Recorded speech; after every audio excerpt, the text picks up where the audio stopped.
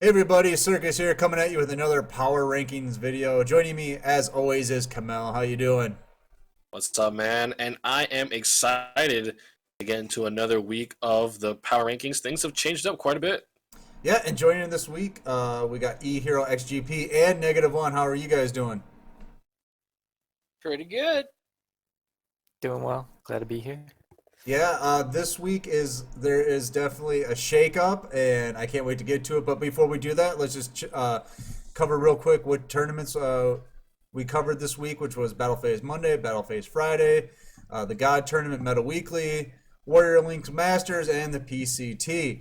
And then, in case you don't know how we do this, we assign points to each deck based on how they finished in the tournament. So first place gets 6 points, second place gets 4 points, third and fourth place will get 2 points, and then top 8 gets 1 point. Now that we got all that out of the way, let's take a look at the rankings and dun dun dun. Negative1 probably couldn't be happier right now. We do have a tie for first place between Shiranui and Crystrons, and we're gonna give Crystrons first place because they did get a few more wins than Shiranui's. Three tournament wins to be exact. So that is a hell of a performance in 1 week. Yeah, both of them with 22 points. Neg, you've seen this one coming for a while. I've always been a big supporter of Crystrons. I never said anything bad about him even once. Of course, of course. What do you got to say about this? It was a long time coming, but it's finally happened. Crystron's first in the power rankings. Let's say they're tied for first, okay? Well, Shiranui can. They're just there for fun. Like Crystron's are gonna stay. Okay, all right. Why is there time now? Is it just more people playing them? I think it's really that they have a lot of good matchups in the meta, and like their worst matchups are like dying down. Okay, like what? Element Sabers was really difficult for them with transcending crystals, but with Element Saber usage going very down, like they're free to beat a lot of decks. Okay. What I find interesting is they have 3 first places, but then they have 4 top 8. So like, if they can get through the top 8, they'll win. But they get knocked out in the top 8 a lot. Why is that? Just luck? Yeah, just luck, I suppose. But generally, like they're a really consistent deck, so they're gonna be getting top 8 and like place well if you play it correctly. Let's see here. They got the PCT, the God Turn, Battle Phase Monday, Meta Weekly, Battle Phase Friday, God, and WLM. I think that's all of them. That's all 6, right? Yeah. Yeah, so they did well Yeah, in each well, tournament. part of this is also contributing to the fact that Sea Stealth Attack and Citadel Whale are now core parts of the deck, right? I don't think I've seen a Crystron deck this week that didn't play the SSA engine in the deck, and of course that is Genix Undyne, Genix Controller, Sea Stealth Attacks, Citadel Whale, and playing Mythic Depths on Mako. So yeah, that is the SSA engine. It's sprinkled in the Crystrons, and it does give the deck a lot of utilities. Certain decks just cannot deal with Sea Stealth Attack. For example, one of the decks that we'll talk about a little bit lower on the list. But yeah, I think that has added to the deck's performance by a lot. Well, what I love is Crystrons, free to play. Anybody can get into them. Free to play. Not at all. Anyways, moving on to second place. Technically also first place, but we'll call it second place to make Neg happy. Shiranui with 22 points also. With only 1 tournament win. Are you surprised at all to see this, XGP? No, they have a lot of representation recently, is what I've noticed. A lot of people are doubling down to Shiranui because it is a easy to get into deck. The back row you can play are very versatile. There is a preferred set of traps you want to play, but you can play just about anything and catch people off guard. It has a lot of tools, and it's definitely takes someone good to pilot it, but it is not a hard deck to learn.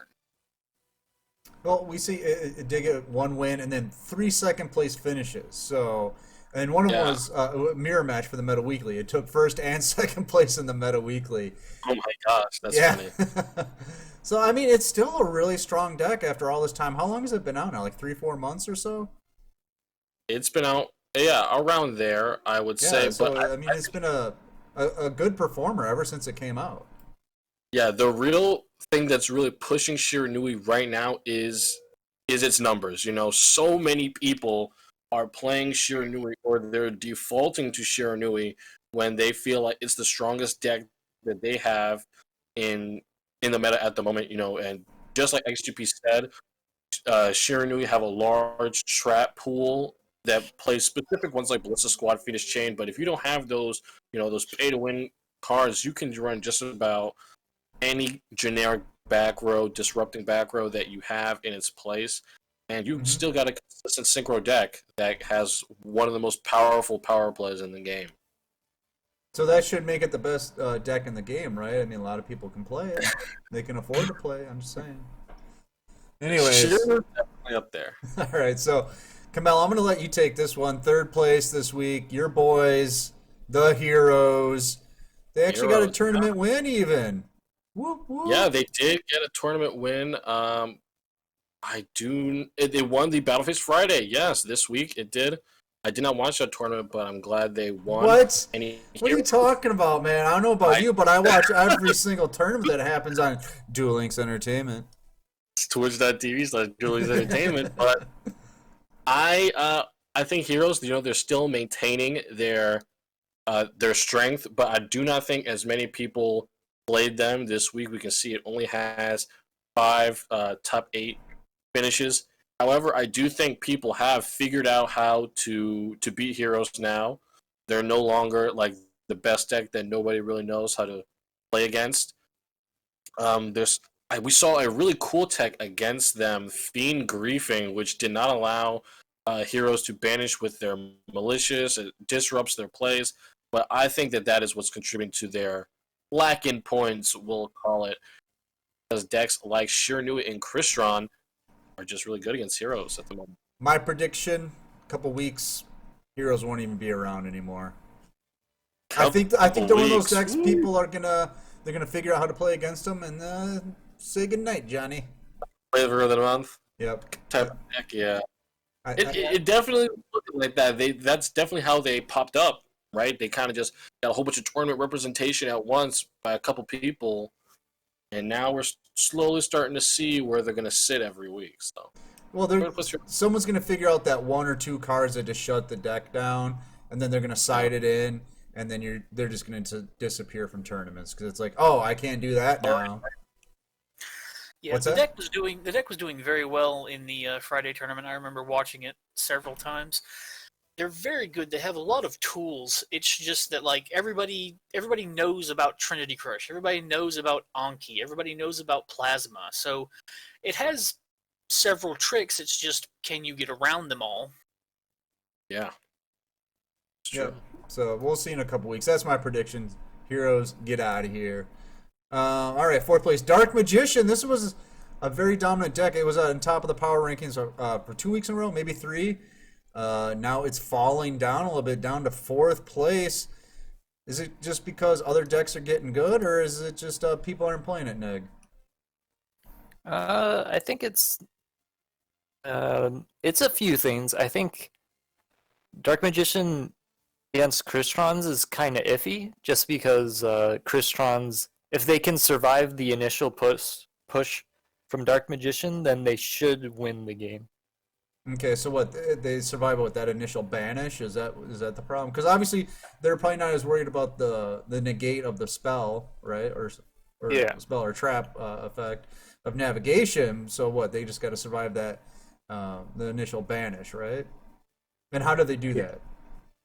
So they usually, well, they can either go first, and that's just really strong in the matchup, or they can, if they go second, they can set up a play with the turtle, and that's usually enough to stop a really big play. Okay. Right, and something to add on to that is Dark Magicians just don't threaten Crystrons very much. You know, a deck like Crystrons, I should say, they have one thing that is really strong, the Banish, but then monsters against Crystrons, especially special summon monsters, they eat them for breakfast. All it takes is an Amatrix play, switch all your Dark Magicians into defense, and make another synchro play for a monster that's bigger than Dark Magician, and you're good to go. And Crystrons can do that basically every turn. So, And if you're playing against a memer like Neg, he'll just summon the dolphin and then just keep resummoning it and deck you out. definitely. If it works, it works. All right, now we're getting down into the decks that don't matter as much, but Cyber Dragon's taking 5th place. What's that all about? Decks that don't matter, Cyber Dragons, get out of here. Dragons were below Dark Magician by 1 point, and that is because they just picked up a win in the Warring Links Masters tournament that I just got done streaming, Saturdays 3 p.m. And yeah, Cyber Dragons were really strong in this tournament, but I will say a lot of Cyber Dragon's performance comes down to god draws. Like, you will not believe how many Cyber Dragon players I have seen draw Cyber Dragon Core, triple back row, full combo, so they can pop the whole board next turn. The deck can be very consistent and explosive at times, and when it's up against some decks like Dark Magician, then a win or loss comes down to a coin flip. And if Cyber Dragon wins that coin flip, then they're winning the duel. Now, XGP, if I'm right, tell me I'm right. If I'm wrong, tell me I'm wrong. But with Cyber Dragons, if you can withstand that initial onslaught, they're one play where they fuse, they blow up your board, and they go for game. But if you can somehow survive that, they're screwed, right? Probably 80% of the time, yes. But just in the tournament that happened today, we saw both Dark Magician and Cyber Dragon running Sphere, which is normally something they don't ever do. So that's one thing that I think can keep decks like Cyber Dragons and Dark Magician alive in the tournament. You have to play stuff that's surprising. You have to play stuff that people don't think you're running. Mm-hmm. Okay. And I think one of the reasons why Cyber Dragons have been so low is because everyone knows a Cyber Dragon deck card for card. You know, they utilize all of their tools, and you know what each of them are. Cyber Dragon decks typically don't change. But yeah, just like X2P said, they're playing Spirit Rebo today, and they won because of it. Well, if you're having to go after like techs like that to surprise people, you ain't that good of a deck. Because like you playing Dark Lords back in the day, you know what I'm playing, you know exactly what my deck is, and I'm still gonna beat you. I don't have to put any surprises in there to win. You know what I mean? No, that is completely fair. But there are every single deck runs different techs, and people run sideboard cards. Just what wasn't the sideboard for Dark Lords? Nothing. They played the same goddamn deck every week and would win. They played what did they play? Yeah, exactly. And how many times did they get hit on the ban list? I'm trying to think now. Yeah, exactly. When you're that good of a deck, you don't need to side deck. You just go in and win. That's what I'm saying. If these Cyber Dragons, they're that boxer, they're in the corner just throwing random punches, hoping to land one, right? Oh, this will help. Man, off the top of my head, I can't name a Dark Lord side deck card. I cannot. That's what I'm saying, man. These decks, I said they don't matter. It's because they're getting lucky. You know what I mean? Well, for honorable mention, I think we should talk about the new deck, DDD, Different Dimension Demons. Come on, it's one guy. He's one of the best players around. We'll probably have a video with him later in the week. Stay tuned.